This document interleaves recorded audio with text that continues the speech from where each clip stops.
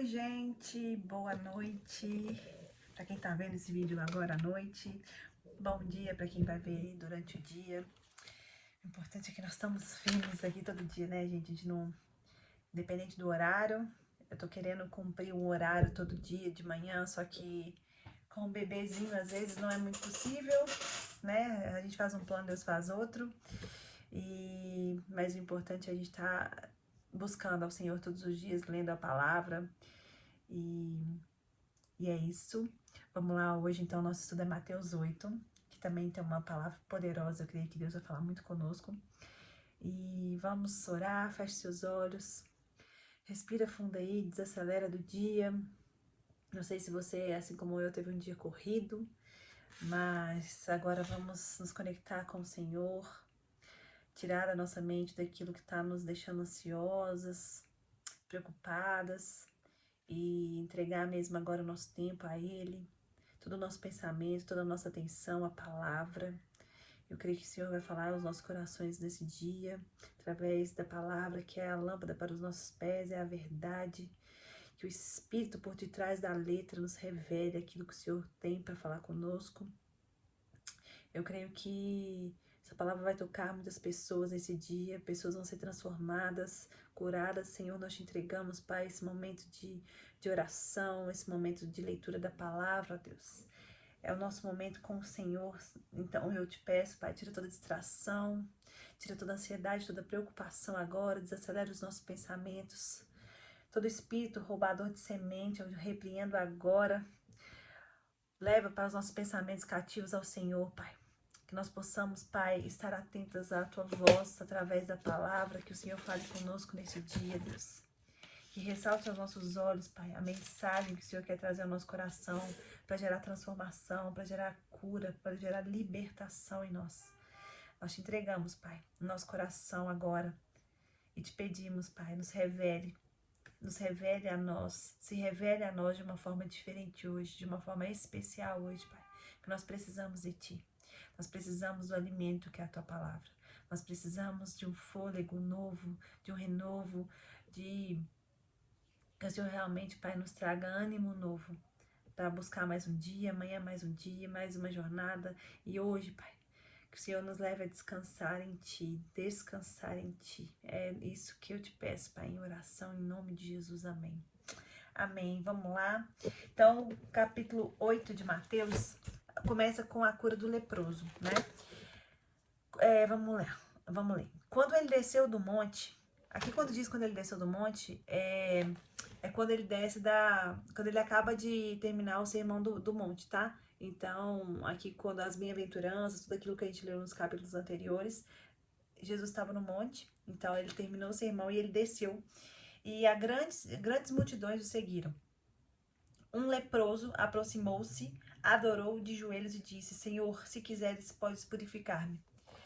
Aqui é interessante ver que os leprosos naquela época, né, eles eram pessoas que ficavam à margem da sociedade, porque eles tinham uma doença contagiosa, e as pessoas não podiam se aproximar deles, e eles não podiam viver em sociedade justamente para não contaminar outras pessoas. Então, aqui ele já foi bem ousado no sentido de já se aproximar de Jesus, mas ele sabia que Jesus era a cura dele, né, que Jesus ele podia purificar esse homem, né? Porque os leprosos eram considerados impuros. Então, ele foi ousado nisso porque ele sabia que talvez ali Jesus era a única pessoa que poderia fazer algo por ele. E Jesus estendeu a mão e tocou nele. E aqui é interessante também, porque quem tocava numa pessoa impura se tornava impura. E aqui Jesus quebra todo o padrão, né? Quebra todo o paradigma e toca nele, porque Jesus era puro. Jesus era santo. Então, a pureza, a santidade de Jesus tocou nesse homem e ele disse assim: eu quero, seja purificado. Imediatamente ele foi purificado da lepra. Então aqui o que a palavra nos mostra é que independente de como nós estamos, se estamos impuros, né, se estamos, quando eu digo com alguma doença, não doença física, pode ser alguma doença emocional, ou com uma vida cheia de pecado, cheia de impurezas na nossa mente, no nosso coração, mas ao sermos tocados por Jesus, Ele pode nos purificar, porque não porque nós precisamos, enfim, nós precisamos disso e é porque ele é puro, é porque ele é santo. É a pureza dele que tudo que ele toca, aonde ele entra, fica santificado, fica puro, porque Jesus é puro. Então, ele tocou esse homem e ele foi curado. E assim Jesus também faz a nossa vida. Quando ele nos toca, ele nos faz puro também, né? Porque começa a obra dele dentro de nós e nós somos transformados, nós somos perdoados e há um novo caráter sendo construído dentro de nós. Então, aí Jesus disse para ele, olhe, não conte isso a ninguém, porque Jesus não queria que as pessoas soubessem nesse momento, mas vá se mostrar ao sacerdote e apresente a oferta que Moisés ordenou para que sirva de testemunho. Ele mandou essa pessoa se apresentar ao sacerdote, porque o sacerdote era aquele que dava o diagnóstico se a pessoa podia ser inserida ou não, reinserida ou não na sociedade. Então, por isso, Jesus mandou ele ir para que servisse de testemunho mesmo, porque alguém foi curado por ele e essa pessoa foi reinserida na sociedade. Então, Jesus devolveu ele de volta para a família, para a sociedade. E continuando aqui, a história do centurião que demonstra fé. Gente, eu tô lendo tudo errado hoje, né? Meu Deus, misericórdia. O que era um centurião? Um centurião era um soldado romano. E naquela época os soldados romanos perseguiam, né? Os cristãos. Então, esse centurião, ele já demonstra fé em Jesus. Então já é algo que, assim, foge da religião deles, né? Então, Jesus entrou em Cafarnaum e veio a ele um centurião pedindo-lhe ajuda. E disse, Senhor, meu servo está em casa, paralítico em terrível sofrimento. Jesus lhe disse, eu irei curá-lo. E aí, ele disse assim, Senhor, não mereço receber-te debaixo do meu teto, mas dize apenas uma palavra e o meu servo será curado.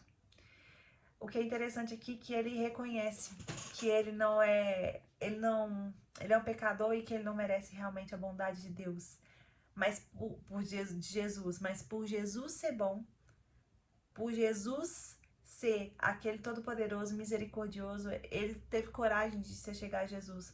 Muitos de nós não nos achegamos a Jesus porque a gente não se acha digno, não se acha merecedora. Mas aqui esse centurião nos ensina, porque ele mesmo diz, Senhor, eu não mereço que o Senhor venha na minha casa, não mereço receber o Senhor debaixo do meu teto. Mas só de dizer uma palavra, eu sei que ele vai ser curado. Então ele chegou ao Senhor, né?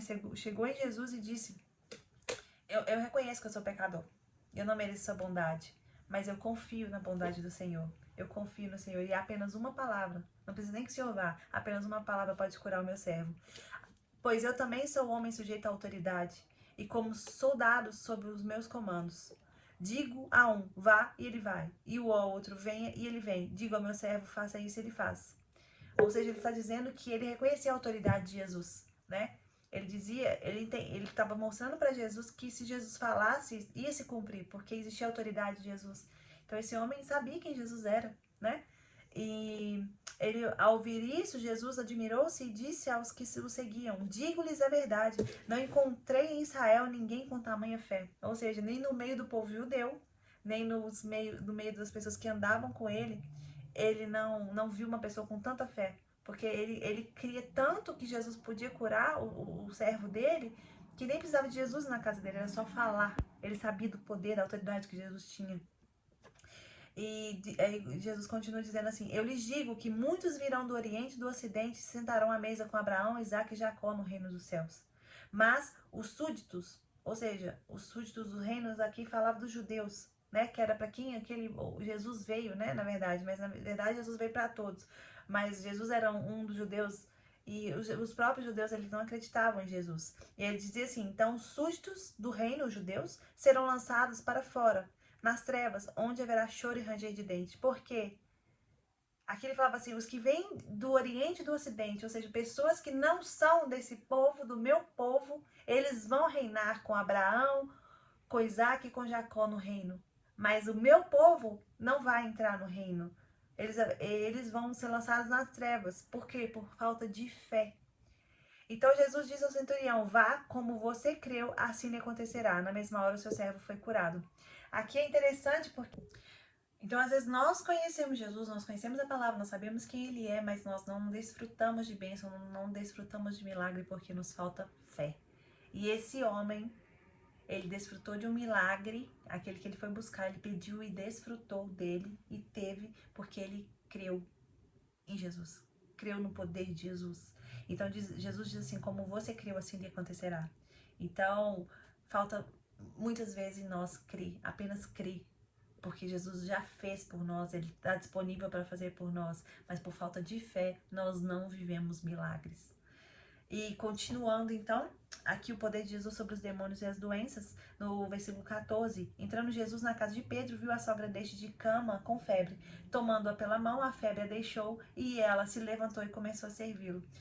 É interessante aqui ver que quem serve é aquele que está curado, né?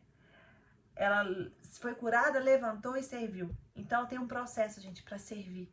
Aqueles que não estão curados, às vezes não estão prontos para servir. Às vezes eles precisam mais de Jesus, né? Não porque são menores, são mais fracos, não é isso. Mas existe um tempo para cada. Então, depois da cura, você se levanta. E depois que você se levanta, você consegue servir. Servir o próximo. Então, continuando no versículo 16, diz assim, ao anoitecer foram trazidos a ele muitos endemoniados e ele expulsou os espíritos com uma palavra e curou todos os doentes.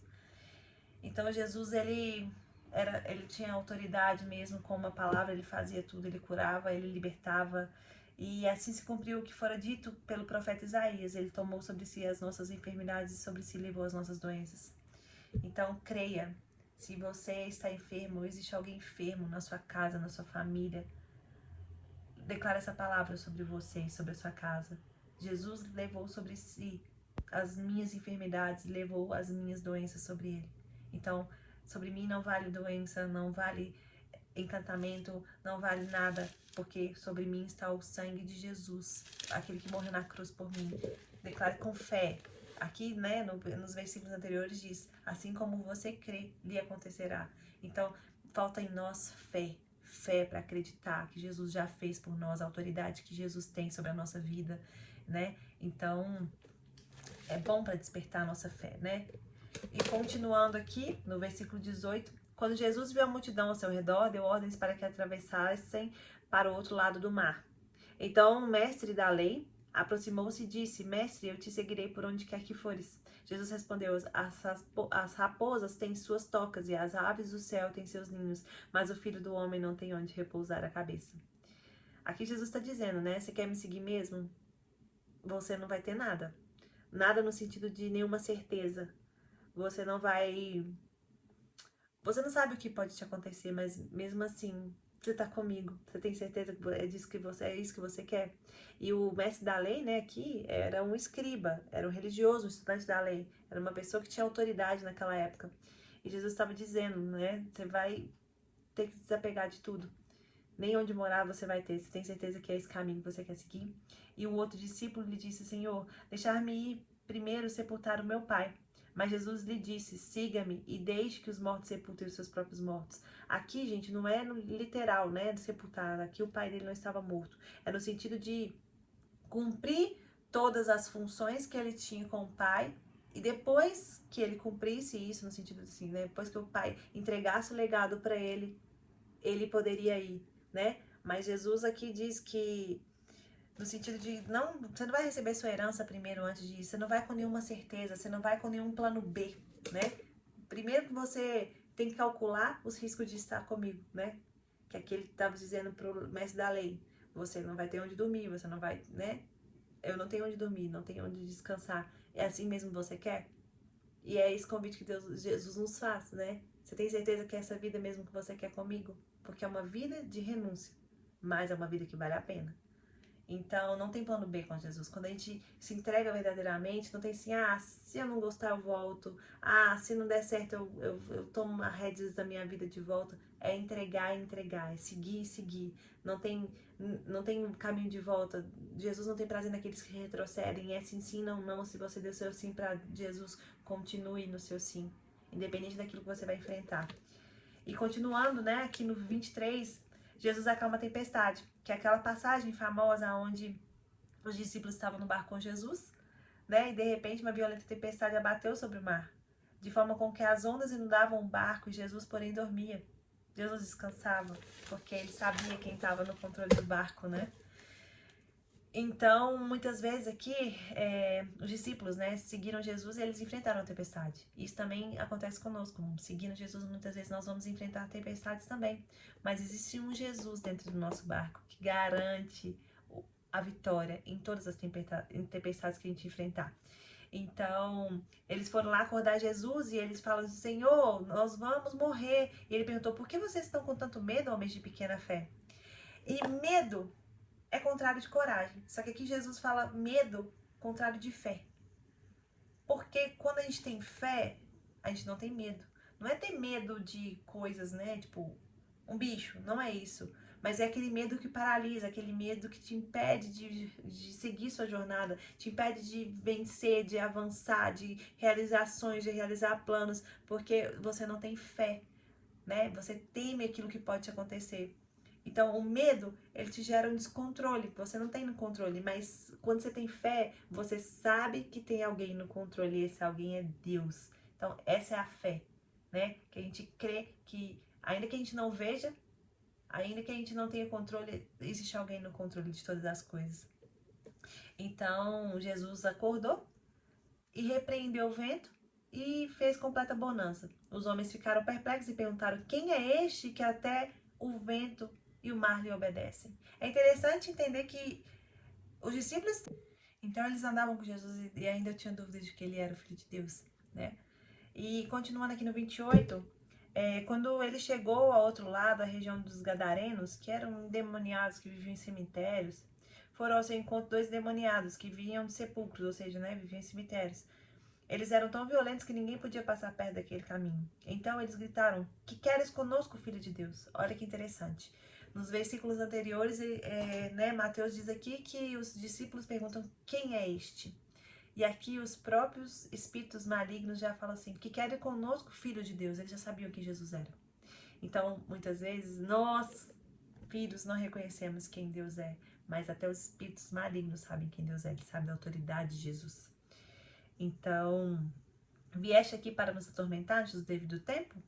E aqui é interessante que eles falam do devido tempo, ou seja, eles sabem que existe um tempo onde Jesus vai vencer eles na cruz, né?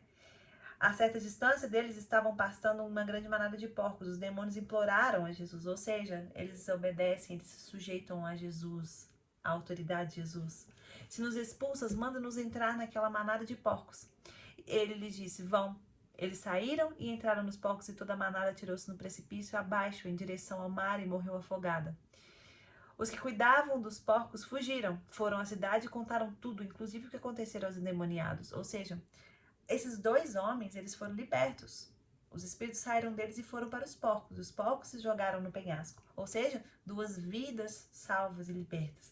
Só que as pessoas que trabalhavam com os porcos, naquela época, como os porcos, gente, eram considerados bichos impuros, ou seja, era um comércio, eles estavam ali criando porcos ilegalmente, não podia, né? Então aquilo era uma coisa ilegal que eles faziam. E aí eles foram à cidade, contaram tudo o que aconteceu e toda a cidade saiu ao encontro de Jesus e quando viram, suplicaram que saísse do território. Ou seja, era um povo cativo de mente. Porque ao invés de eles valorizarem, né, o que Jesus fez, libertou dois homens, não, eles ficaram mais preocupados com aquilo que eles perderam materialmente, que eram os porcos, o prejuízo financeiro. Então, você vê que era um principado que estava naquela cidade, né? Então a gente vê até que talvez aquela região era dominada por esses espíritos malignos, porque a cidade amava mais a economia legal do que as próprias pessoas que estavam sendo libertas. Então é interessante ver que muitas vezes a gente prefere mais o material do que valorizar as pessoas mesmo, né? Da obra que Jesus está fazendo. Então, por mais que às vezes tenhamos prejuízos materiais, mas existe algo mais importante que são pessoas, né? E a obra que Jesus está fazendo nessas pessoas, principalmente de libertação, que é onde aqueles homens, né, com certeza estavam ali cativos e foram libertos por Jesus. Então é isso, a gente chegou agora ao final, né, do capítulo 8. Então temos muitas mensagens aqui importantes nesse capítulo, né?